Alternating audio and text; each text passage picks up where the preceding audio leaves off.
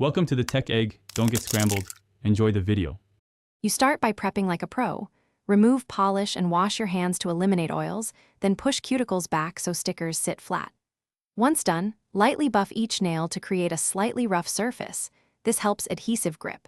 Make sure to apply a thin, even base coat and let it dry fully or cure under an LED lamp. A tacky layer interferes with placement. You're setting a foundation that keeps designs smooth and long-lasting, not just cosmetic. You'll now place the sticker. Pick a sticker slightly narrower than your nail and trim the edges if needed so it won't lift.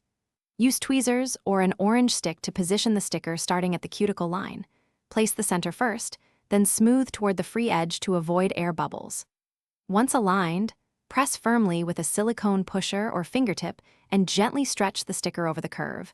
Trim or file the excess carefully for a clean finish. Finish by removing excess sticker with a fine file using downward strokes so you don't peel the edges. Next, apply 1 or 2 coats of a durable top coat. Cure each layer if using gel or allow full air dry between coats. This seals the design and prevents chipping.